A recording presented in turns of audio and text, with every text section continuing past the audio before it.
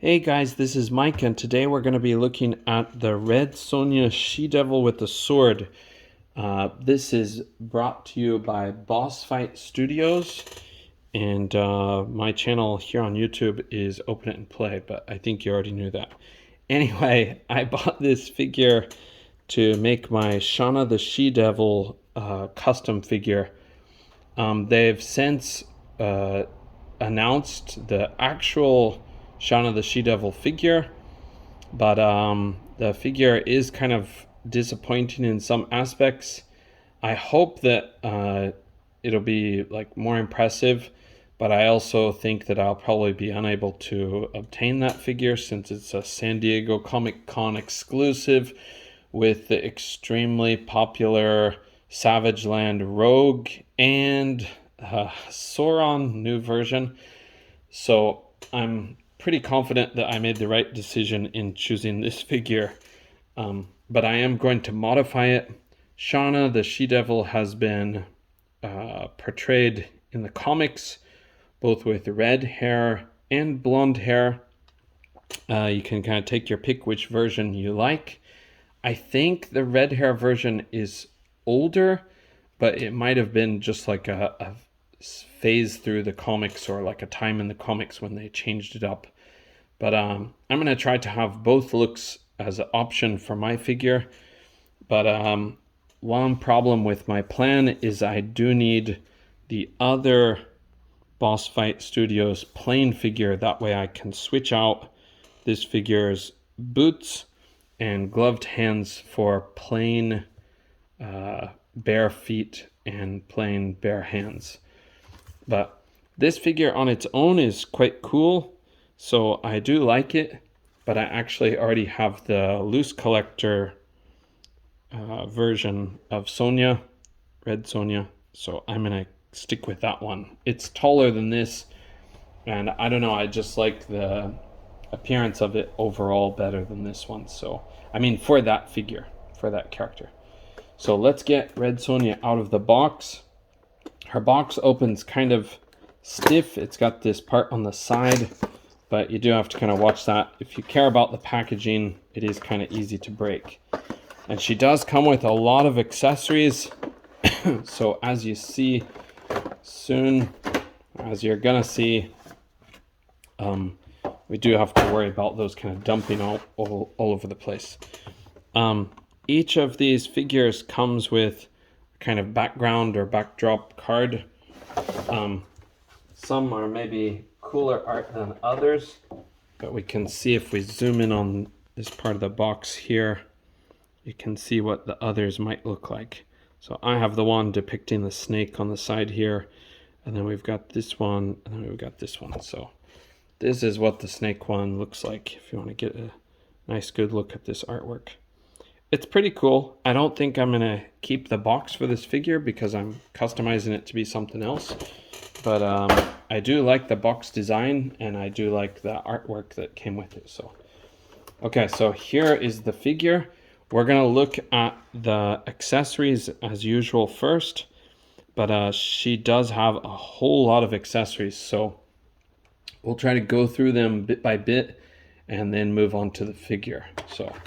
So starting off at the top, she does have two alternate heads. So I've seen online from some other people's reviews, the paint on some of the eyes is kind of misaligned on some figures. At least in my opinion, it looks like that.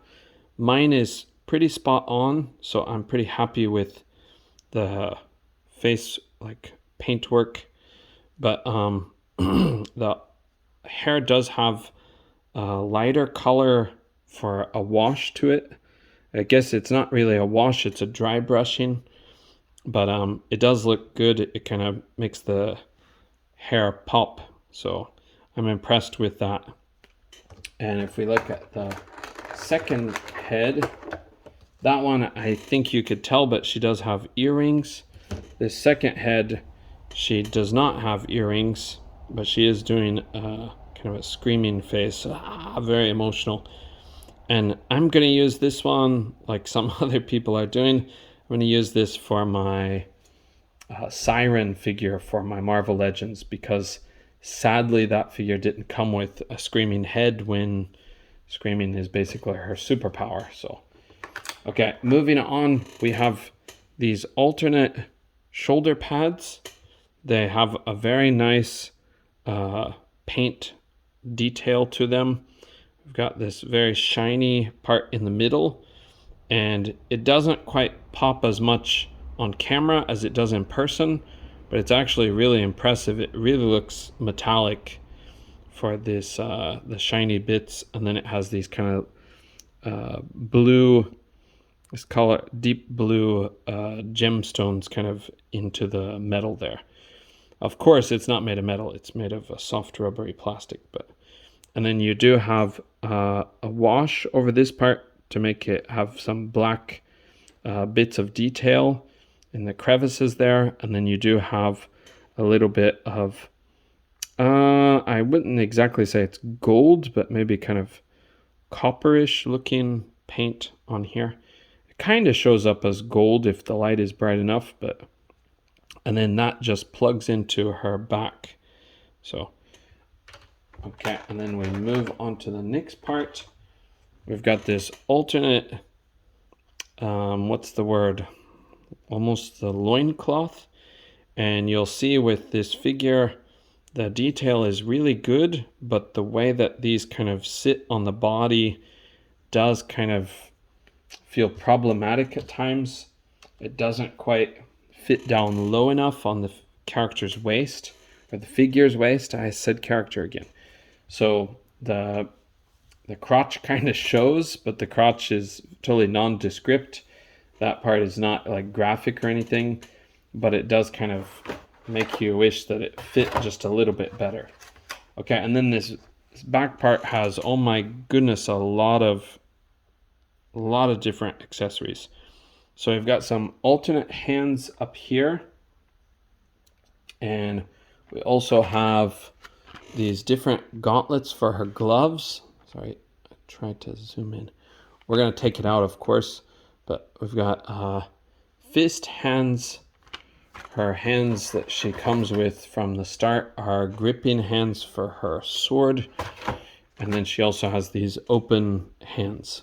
All of them are gloved, no bare hands, sadly. You gotta buy the $20 other figure for that. Then she has these alternate pieces for, I think they are for her arms. So little armbands that fit over her biceps. She has this fancy schmancy axe, which has really nice paint detail. She has, oh boy, what is this? Is this a belt?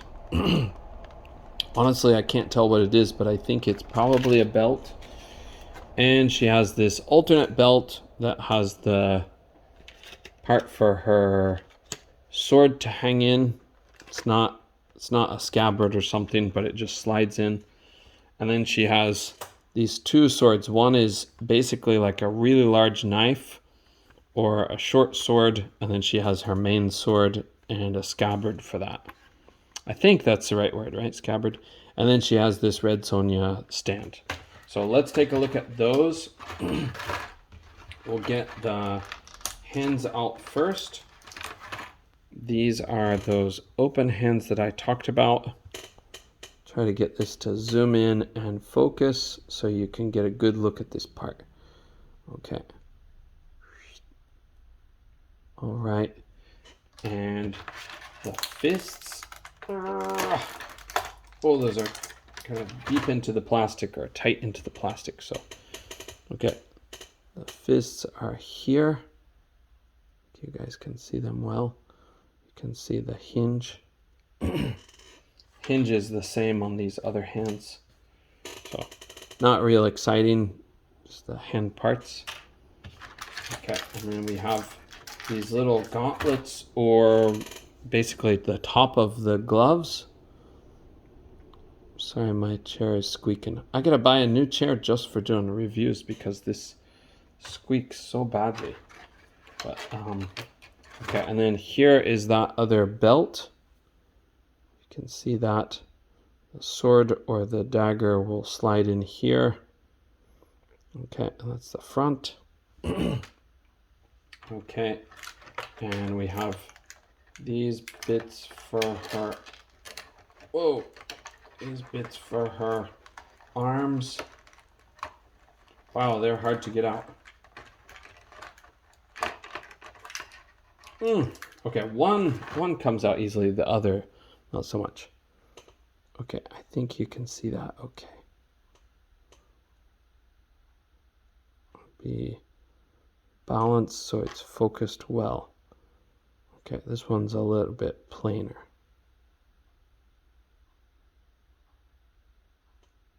Okay, and you know what? This part is not a belt. This last part, this goes on her thigh, I think. Yeah, it looks like it goes on her thigh.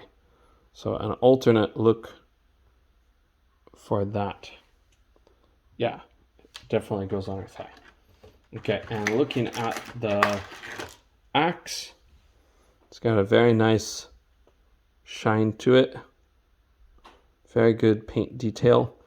It could use a wash to fill in some of those, but then it might look a little less metallic. So that might be why they didn't do that. But yeah, very shiny. Very, very shiny. Okay, and the short sword or knife, pretty long knife. Okay, and it's actually got 3 colors. It's got here and here have a slightly different color than this middle part, the handle, and then the silver for the blade. Okay, and her long sword and its scabbard. Okay, scabbard is nicely detailed. You can see the gold paint on either end, and then it has 2 different colors of brown. Okay, yeah, that looks nice. Okay, and the main sword itself. This sword might be a little more impressive than the loose collector one for me, so I might be borrowing this one. Since I'm just going to customize this figure, I'll probably use this for parts. I had planned to use my loose collector one to make Shauna, but it turns out the scale is just a little bit too big. She's just a little too huge to be Shauna. She stands really tall. Okay, and here's the base. You can see the tabs are out to the side. The pegs are out to the side. So there's not a lot of options here, but I think it'll do what it needs to do. Okay, and finally, let's get on to the main event, the figure itself. Maybe kind of hard to get out of the package. Okay, no, it's not too hard. Okay, we'll put that down. Okay, so you can see her face here. She's got kind of a angry or unhappy face, but I think the paintwork looks pretty good. And she does have that same dry brushing on the hair, so the detail is nice there.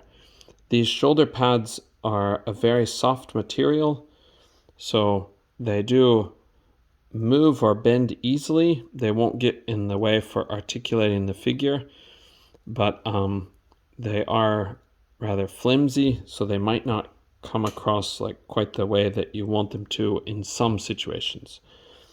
The figure has a pretty defined bust, but it is very shiny because this plastic doesn't have any wash on it that I can tell. It does have a bit down here, so I'm already wrong there. This part has a little bit of a wash on it, and you can see the belly button is kind of painted or marked. But you can see this is not with detail. It's just a very simple plastic figure. But I think the posability is very good. It may feel a bit loose at times, so it might not want to hold all the poses that you put it in, but I think it gives you a lot of options. So you can see other parts here, and you can see how I said this sits kind of high up or kind of out of place. So again, this is a kind of bare figure, so you're not going to have to worry about graphic content. It's just a simple plastic nudie toy. But yeah, the detail on all of the accessories really brings this figure to life. So let's look at her posability. Her head is on a dumbbell joint, and it is a curved dumbbell joint, I believe. We'll pop this out. Yeah, it does have a bit of an angle to the ball, so it's situated more towards the rear. But of course, you can spin that to make it work in your favor for more options. Okay. And you can see down in there. Okay, and then let's just change her head while we're doing it. I'll give her the screaming head. Okay. There she is with her different look. Okay, and we've got butterfly joints with very good range. They are a bit loose, but you may be able to adjust that if you have some joint tightening materials. I don't have that, even though I do have a lot of figures. I don't have that problem enough to warrant having that, but I'm sure I will in the future. So, okay, and then her arms will go all the way around with this vertically hinged joint. It's not vertically hinged, it's just if you position it that way. But okay, and then she has the bicep cut, double jointed pinless elbows that will get you all the way in. So great posability for this figure. And these are vertically hinged, so she will be able to wield her sword effectively. Okay, and you can take off these gloves if you want to. All right, and then for her diaphragm, she does have a very nice diaphragm joint that aesthetically it looks pretty good. It doesn't bend forward a lot, but because we have a kind of a double, she just lost part of her thigh strap. Okay, because we do have this underneath, then you can combine the two to be able to pose forward a little bit more. It's not a lot, so I must confess it's worse than I thought it would be, but back, wow, it really goes back, so no problem for that. Okay, she can rotate, she can go back and forth a lot. Try to get her in that who's that girl pose. Who's that girl? Okay, she can kick up to here, and she does not have a thigh cut, so that's something that some people will be bothered by. This does rotate a little bit, so it functions like a thigh cut, but it is kind of limited compared to some. Okay, and these are trying to slip down all the time. Okay, you can put her knife in here. Double jointed pinless knees will get you back that far, so that's great. And these straps, I think this boot piece will come off, but honestly I haven't messed with it enough. But I'm pretty sure you can pop this off and slide this off. That's the way that these are designed to be very modular, so you can kind of mix and match things. But man, I hope they release that blank body, because I do need it for the parts to make this a Shauna the She-Devil instead of a Red Sonja.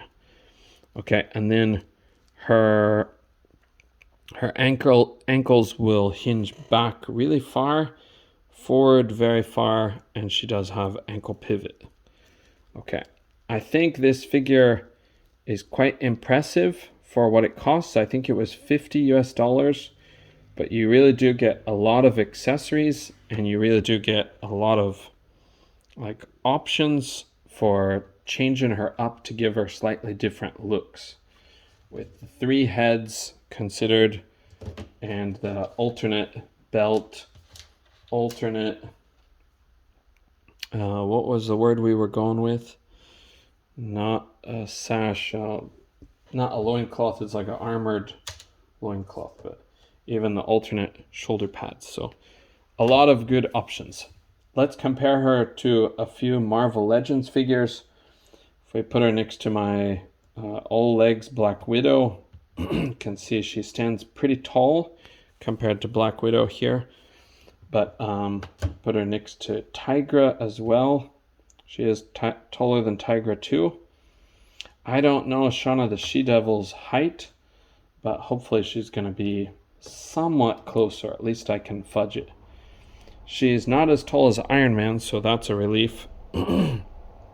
She's not as tall as Captain America, so again, that's good too. But yeah, I think this figure will blend nicely with most Marvel Legends, so I'm very pleased with this figure, and it does make me strongly want to buy some of the other Boss Fight Studio figures. It looks like this company has designed their figures so you can really mix and match. I have some of the old, what was the company's previous name? I have some of the old zombie figures that were the 1/18th scale, but those did have some quality control problems. This doesn't seem to have the same issues, so I would strongly recommend this over the 1/18th scale figures that I had back in the day. But oh my gosh, that was a long time ago. That was probably 8 years ago or 7 years ago when I got those zombie figures. So I don't even think Boss Fight Studio owned the company at that point. Okay, I'm gonna get going. So this review is not too long, but thank you guys a lot for joining me, and I really appreciate the subscribers. Like, you guys you got me up to 500, so I'm really pleased with that. I'm sorry my uploads are so erratic. I'm a father and I have my own company, so I also teach at some community centers, so I have a lot of responsibilities, a lot of stuff on my plate, and I kind of make videos when I have the time to. I'm trying to make this area into a more of a studio so I can shoot videos quickly, but this area is a very big mess often. Sometime I'll do a little tour of this part, but sorry, it's just way too messy today to share that with you. So, okay, thanks guys for your support, and I hope to see you in the next video. Thank you a lot for watching it to the end if you're still with me. Okay, bye for now.